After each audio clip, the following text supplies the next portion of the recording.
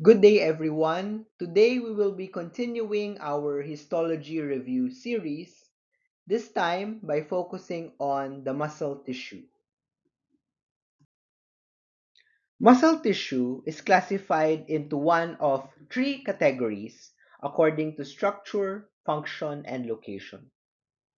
Skeletal muscle is the most common and characteristic type, and the other two types are cardiac muscle and smooth muscle.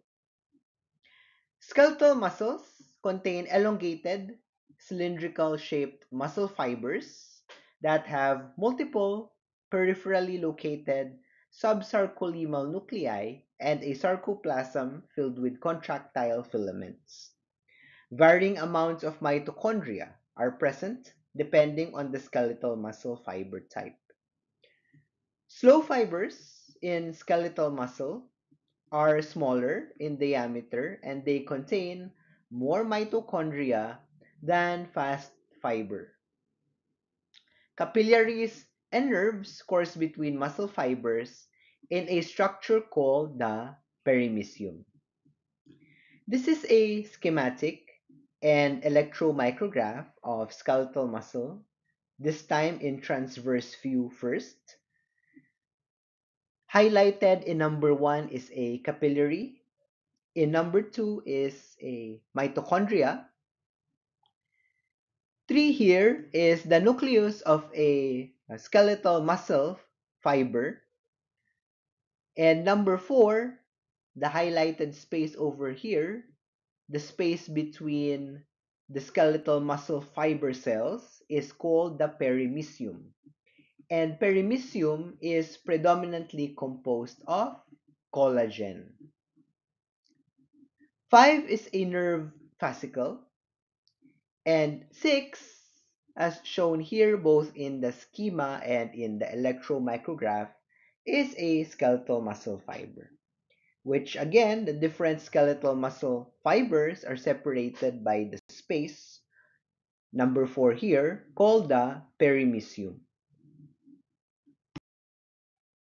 When viewed in the longitudinal plane, skeletal muscle fibers show an alternating series of transverse bands or striations. The striations are due to adjacent myofibrils in lateral register with each other across the width of the fiber. The cylindrical myofibrils, shown here in number 1, are surrounded by a membranous network, collectively termed the sarcotubular system. The sarcotubular system. This system is the membranous network that surrounds the myofibrils, and they are important in excitation contraction coupling. Transverse tubules, also called T-tubules, which is labeled in the schema as number 2, are invaginations that allow membrane depolarizations to travel deep into the muscle fiber and stimulate calcium release from the sarcoplasmic reticulum. Number 1 here, shown in the schema, again is our myofibril, our cylindrical myofibril. Number 2, the T-shaped invagination, is the T-tubule. And number 3, the sarcoplasmic reticulum. Number 4 and the succeeding numbers, which are better highlighted in electromicrographic view and favorite exam questions. Number 4 is the Z-band, the Z-band. Number 5, of course, is the nucleus of the skeletal muscle fiber. 6 is the sarcolemma. This is the sarcolemma. Number 7 over here is called the I-band. The I-band. Number 8 is the A-band. And finally, number 9 is a mitochondrion. Again, number 4 labeled here is the Z-band. The Z-band. 7 is the I-band. 8 is the A band, and 9 is a mitochondrion. Let us take a closer look at the different bands we mentioned previously and their significance. The repeating unit of striated muscle is called a sarcomere, and sarcomeres are delimited by successive Z bands. The banded appearance of striated muscle arises from these highly oriented sets of overlapping myosin containing thick filaments in A bands. So A bands are the thick myosin containing filaments. The A bands are overlapped by thinner filaments which are actin containing. These are called the I bands. So unlike the A bands, the I bands are thin, and instead of containing myosin, they contain the protein actin. Actin, so that we can remember it better. The Z bands are the sites where oppositely oriented thin filaments are anchored, and when the skeletal muscle contracts, myosin heads located on the thick filament bind to actin in the thin filament, and they pull the sets of filaments past one another. The distance between one Z band to another Z band shortens, as well as the widths of the I bands and the H zone. The A band is special because it remains a constant width throughout. Shown here is an electromicrograph of a relaxed sarcomere in longitudinal section and the corresponding schematic of a myofilament arrangement in a sarcomere. One here, the brighter band here, labeled as number 1, is the I band. The darkly stained band as number 2 is a Z band, the Z band. Number 3 is called the H zone. And number 4, at the center, the darkly stained band at the center is the M band, the M band. Number 5, collectively, this space over here is the A band, the A band. In the schema, 6 here is a thin filament, which, as we recall, is comprised of the protein actin, and 7 is the thicker filament. This is the thick filament, which contains myosin. So again, to recall, number 1 here is the I band. Number 2, at the center of the I band is the Z band. Number 3 is the H zone. At the center of the H zone is the M band. And 5, the darkly stained region at the center is the A band. 6 is a thin filament which contains actin, and 7 is a thick filament which contains myosin. Located between the sarcolemma of a skeletal muscle fiber and the external lamina are small, flattened, mononucleated cells called satellite cells. The euchromatic nucleus of satellite cells is typical of active protein synthesizing cells. The cytoplasm of a satellite cell contains scattered free ribosomes and a few profiles of rough and smooth endoplasmic reticulum. A narrow gap separates a satellite cell from the muscle fiber, where the plasma membranes of the two cells are parallel to each other, making them identifiable by electron microscopy or by immunochemical staining and molecular markers. The underlying muscle fiber contains tightly packed myofibrils and a few mitochondria. Both the satellite cell and the muscle fiber share the same external lamina. This is a schema of a skeletal muscle fiber and the electromicrograph of a satellite cell in a fetal skeletal muscle. Number one here is a nucleus of the skeletal muscle fiber. And number two, shown in the schema and in the electromicrograph below, is a satellite cell. A satellite cell. We note that the skeletal muscle fiber and the satellite cell, they both share the same external lamina. Number three is the euchromatin of the satellite cell. Number four is the external lamina. Number five is a mitochondrion. And six are the free ribosomes, which are abundant in the satellite cell. And number seven is the myofibril adjacent to the satellite cell in question. The neuromuscular junction, also known as the motor end plate in skeletal muscle, has five principal components. The first is the Schwann cell, shown here as number 3. We have the presynaptic nerve or axon terminal, the postsynaptic membrane over here, the postsynaptic membrane, the synaptic cleft being the space between the presynaptic membrane and the postsynaptic membrane, and finally, the postjunctional sarcoplasm or the postjunctional cell. First, the Schwann cell.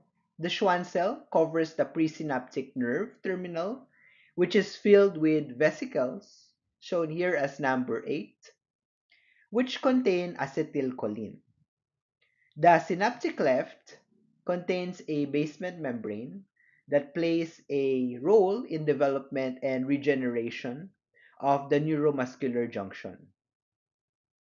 The postsynaptic membrane has numerous infoldings of the sarcolemma with a high concentration of acetylcholine receptors. The postjunctional sarcoplasm or cell is critical for the structural and metabolic support of the junction.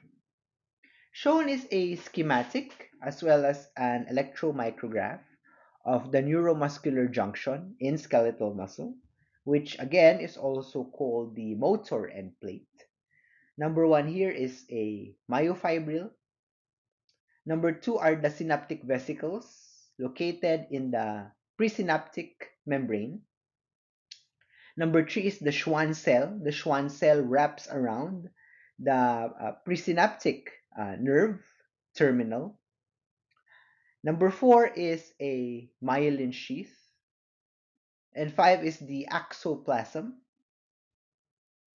Six is the synaptic cleft. Again, the synaptic cleft being the space, the area between the presynapse and the postsynapse. Seven is the postsynaptic membrane. We can see here that the postsynaptic membrane has several junctional folds. These folds containing acetylcholine receptors. The acetylcholine, to recall, comes from the presynapse. And shown in number 8 is a mitochondrion. Our second kind of muscle tissue is cardiac muscle. Cardiac muscle is striated, it is involuntary, and it is located in the myocardium of the heart wall.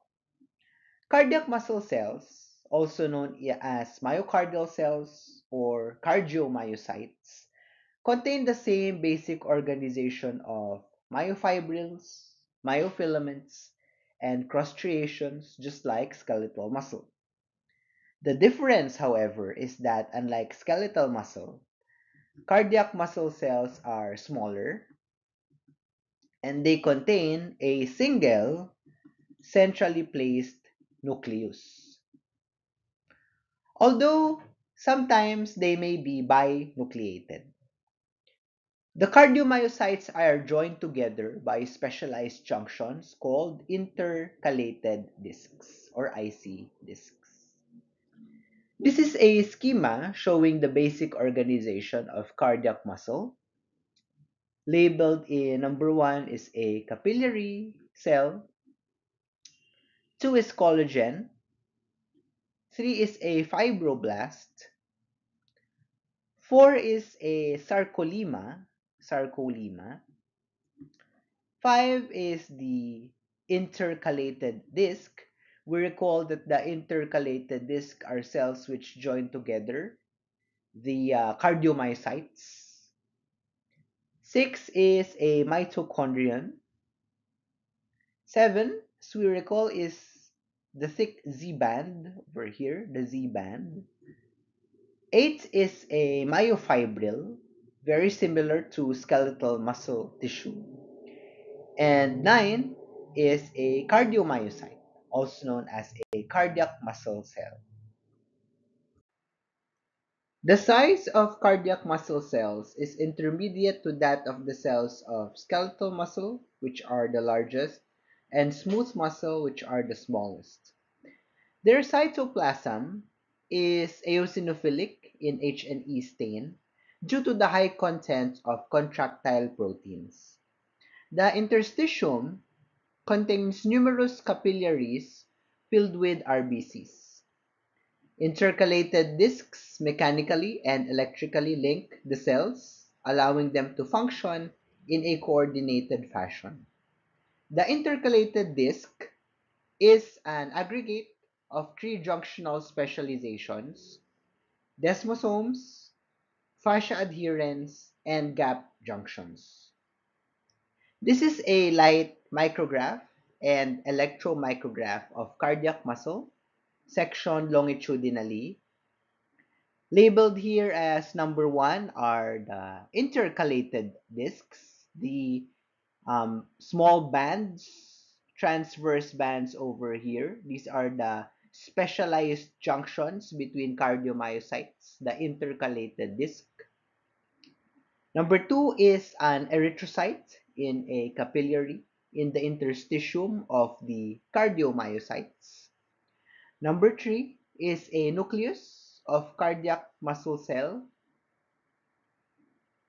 4 is lipofuscin, and better seen in electromicrograph. Number 5 here, the thick, darkly stained band is the A band, and the corresponding thinner band at the center is the Z band, the Z band. 7 here is a mitochondrion. This is a light micrograph of Purkinje fibers in the subendocardium of a ventricle. Purkinje fibers, which are modified cardiac muscle cells, are scattered along the innermost part of the myocardium, adjacent to the endocardium. They are found especially in the interventricular septum, organized into discrete bundles and embedded in connective tissue.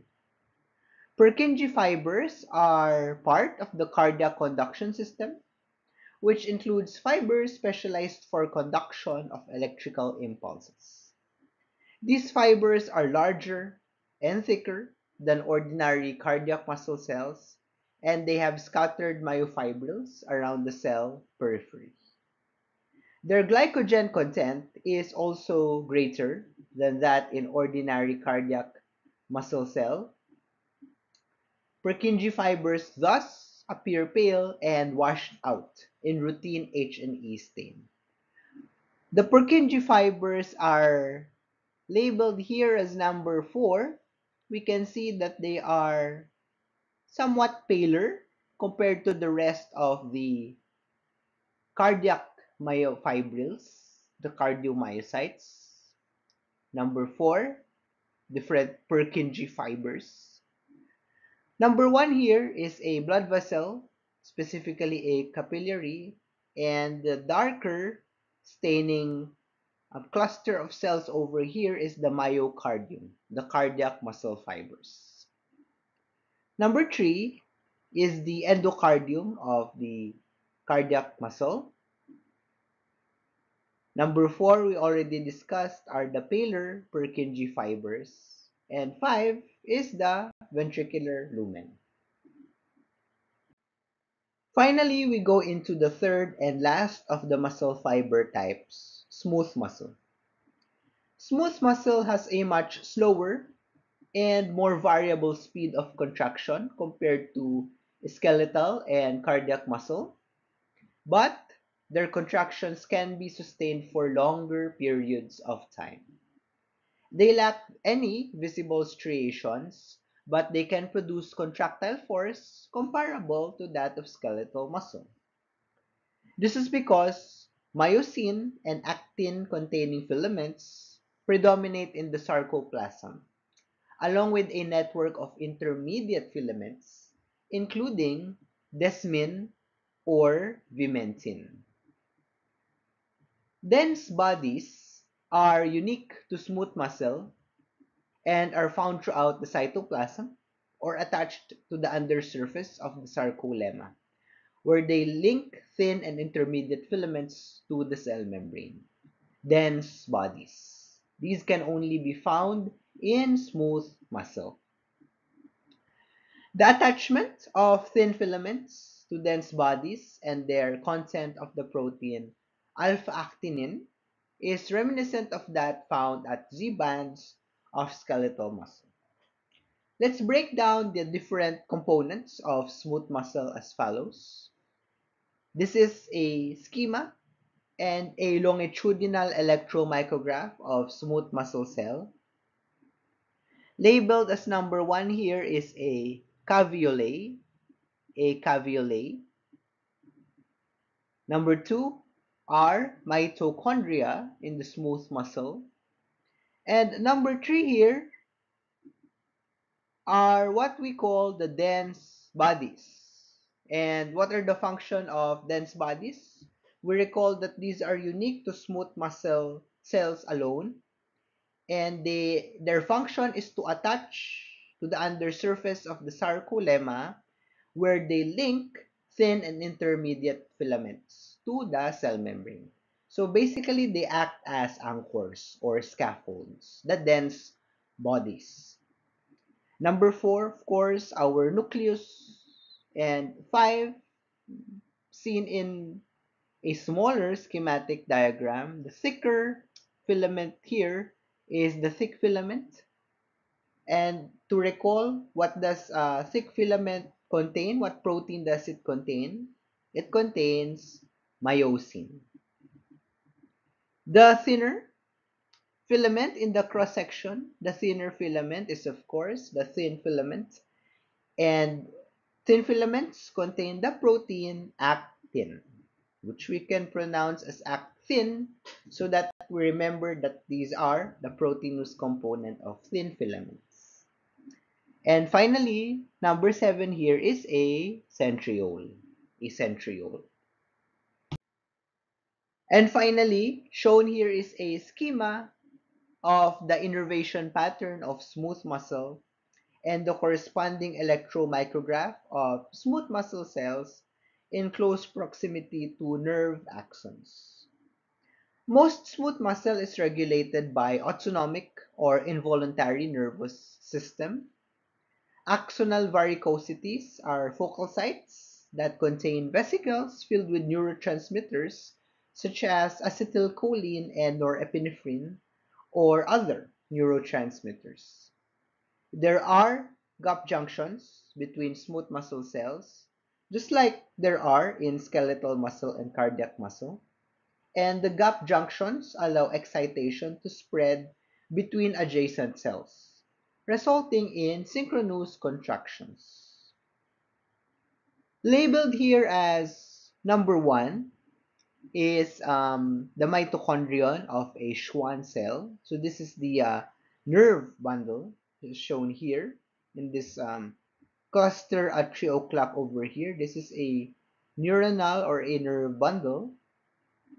Number 2 is an unmyelinated axon. This is an axon. And number 3, the small structure over here, the densely staining small structure, is the axonal varicosity. We recall that axonal varicosities are focal sites filled with vesicles which contain the neurotransmitters, the axonal varicosity. Number 4, as a whole, is the neuronal bundle, also called the Schwann cell. The Schwann cell. And 5 here is the mitochondrion of the adjacent smooth muscle cell. And 6 here is the nucleus of another smooth muscle cell.